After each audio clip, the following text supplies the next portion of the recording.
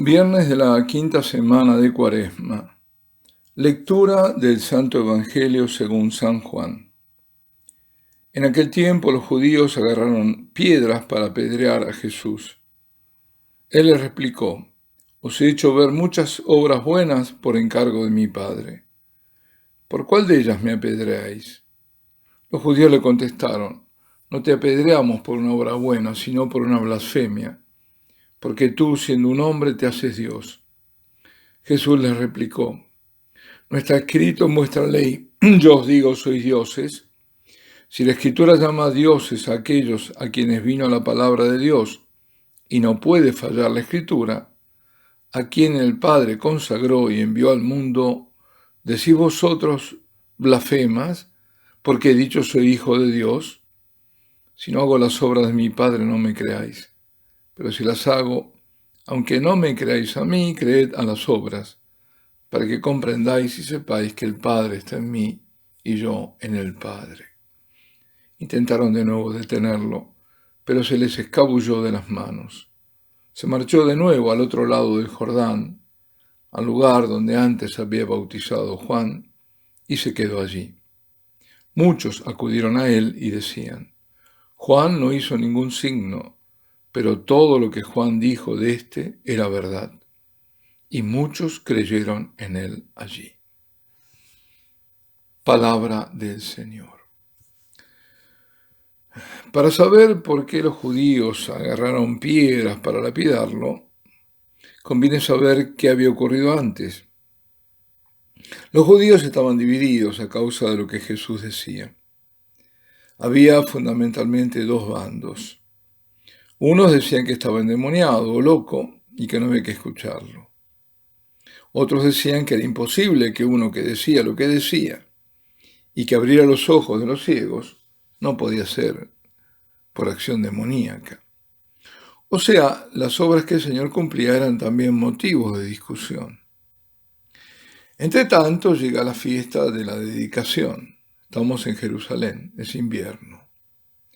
La fiesta de la dedicación se celebraba en diciembre, en memoria de la purificación del templo por Judas Macabeo, tras la profanación de Antíoco Epifanes.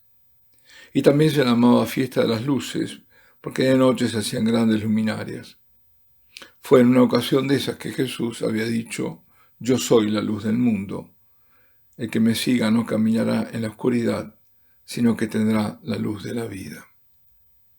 Ahora Jesús se pasea por el templo, está bajo el pórtico de Salomón. Los judíos lo rodean y le dicen: ¿Hasta cuándo nos dejarás así en suspenso? Di abiertamente si tú eres el Mesías. Les replica que él lo ha dicho ya, y que las obras son las que hablan, porque esas obras solo las puede hacer Dios. Jesús dice: las obras que yo hago en nombre de mi Padre. Lo que ocurre es que vosotros no sois mis ovejas, porque ellas escuchan mi voz y me siguen. Y les presenta así la figura del pastor. Dios es, según los profetas, el pastor de Israel. Y agrega que a sus ovejas les dará vida eterna. Y además les dice que el Padre y él son uno. Bueno, es este el contexto. Por eso reaccionan de ese modo. Quieren apedrearlo. Es reo de muerte porque ha dicho una blasfemia. Siendo hombre, se ha hecho Dios. Jesús insiste en el testimonio de las obras, porque lo que él hace son las obras del Padre.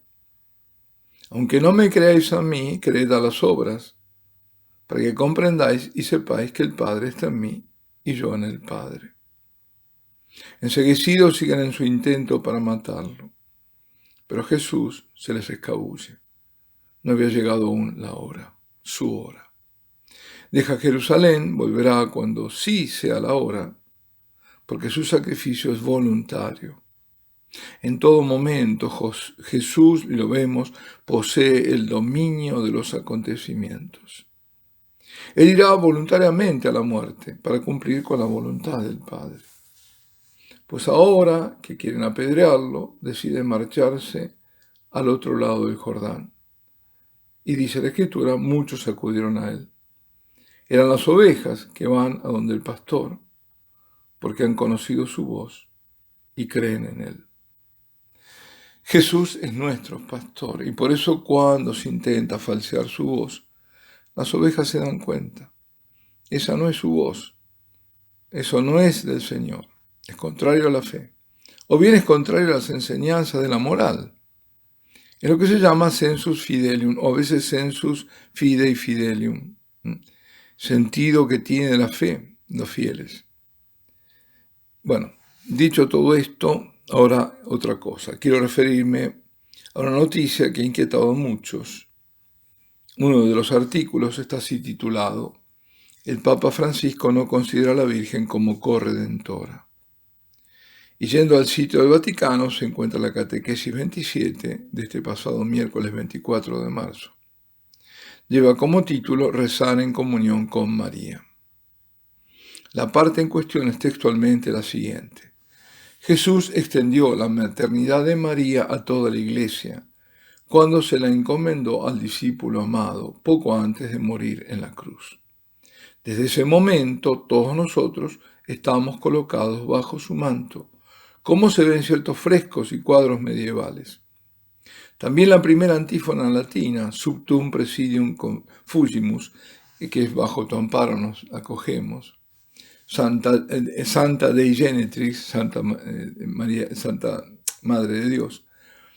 La Virgen, que como madre, ahora sigue diciendo él, la Virgen que como madre a la cual Jesús nos ha encomendado, envuelve a todos nosotros, pero como madre, no como diosa, no como corredentora, como madre.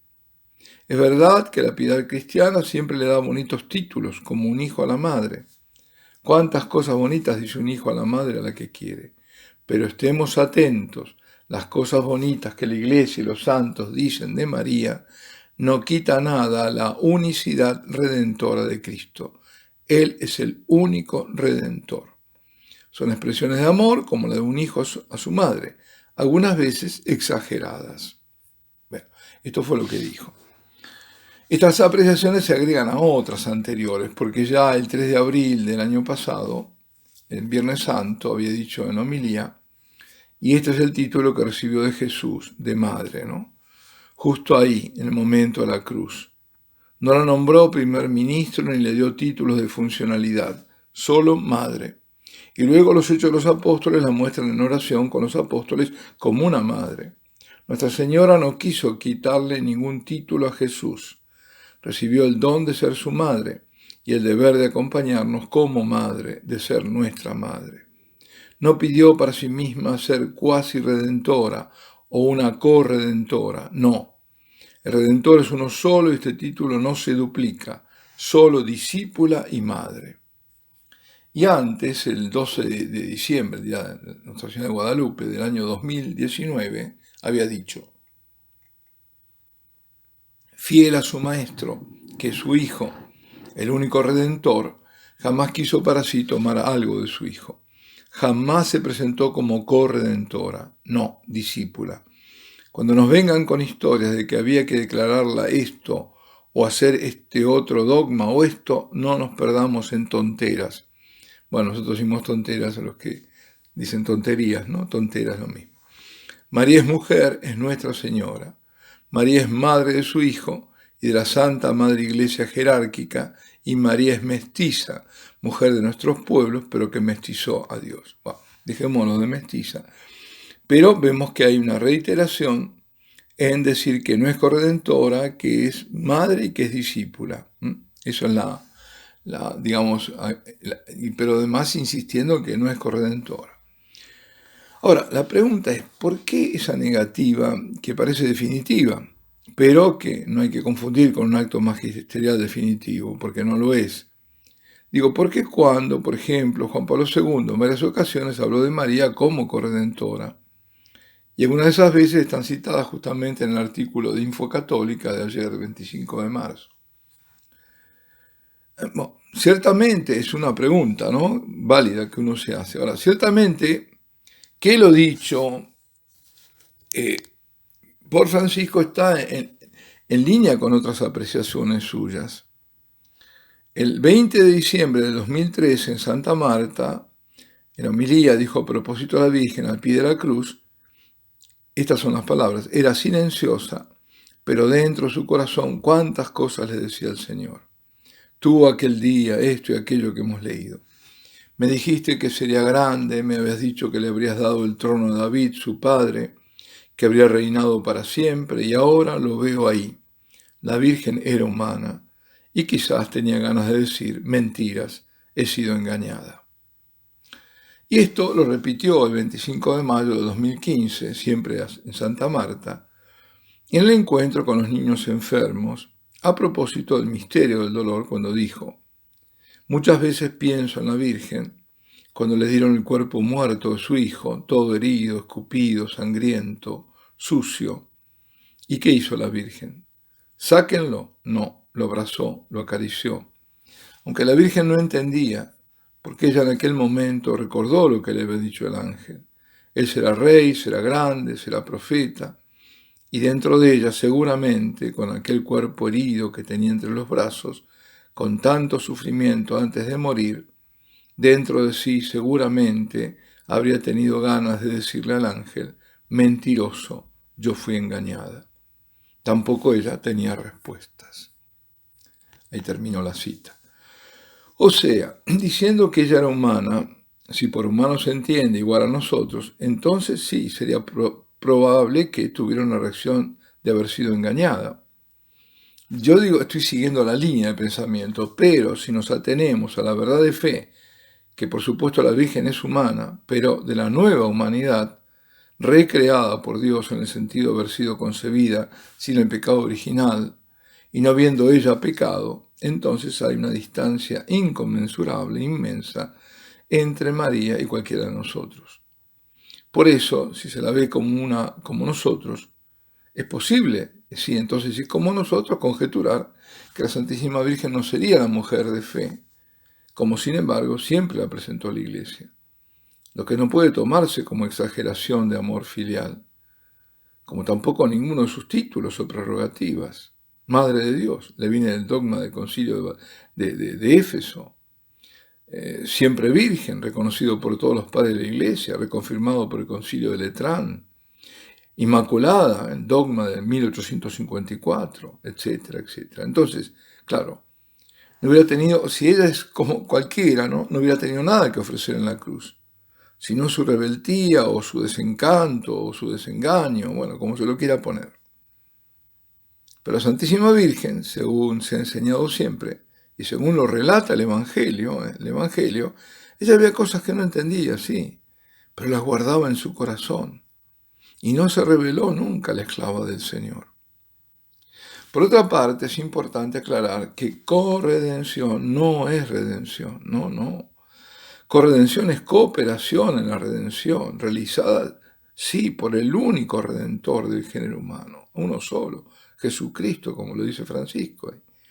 Si no hubiera habido un redentor, que es por supuesto único y es Jesucristo, no habría lugar a la corredención, porque está subordinada, puesta bajo la orden, siempre del Redentor, que es Jesucristo. María nunca podría ser corredentora sin Cristo Redentor. Dicho de otro modo, la Virgen no se pone en el lugar del Hijo, ella está al lado del Hijo. Es la que más cerca está del Hijo, es la que está íntimamente unida en la cruz al Hijo. Esa unión íntima, perfecta con el Hijo, para que se vuelva corredención, en el momento del sacrificio de la cruz, exige que María sea la mujer de fe inconmovible, que así siempre la vio la Iglesia, que padece la pasión del Hijo y hace también su propia pasión.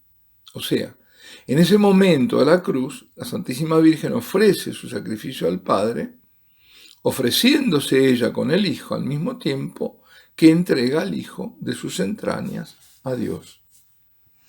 Es decir, participa así de la salvación. Esto también está representado en la medalla milagrosa. Está esquemáticamente presentado ahí, los dos corazones atravesados, la cruz sobre la M. Es decir, participa así de la salvación. Dios quiere que todos participemos de la salvación. Y por eso San Pablo dice que completo en mi carne lo que le falta a los padecimientos de Cristo. Es Eso está en Colosenses 1:24. Completo en mi carne lo que falta a los padecimientos de Cristo. En términos absolutos, a la pasión de Cristo nada le falta, nada. Y basta su pasión para la redención de toda la humanidad de todos los tiempos. Sin embargo, Dios ha dispuesto que participemos también nosotros a la salvación, no solo nuestra, sino de los demás. Yo no me salvo porque Cristo sea redentor, si no lo acepto, si no lo hago mi Salvador, si no me adhiero a su sacrificio redentor.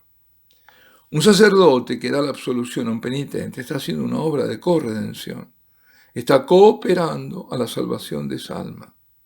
Ahora, ¿quién es la que más podría participar de la obra de salvación? Sino la criatura más pura, más inocente, la más configurada a Cristo. Por eso también, claro, es la perfecta discípula de Cristo. Por eso el estar al lado del Hijo en la cruz no fue un dato accidental, porque estuvo ahí, a un costado del Hijo. No, sino fue un estar al lado, padeciendo junto al Hijo, compadeciendo y asociándose primera de todos nosotros y por encima de todos nosotros a la pasión de Jesucristo.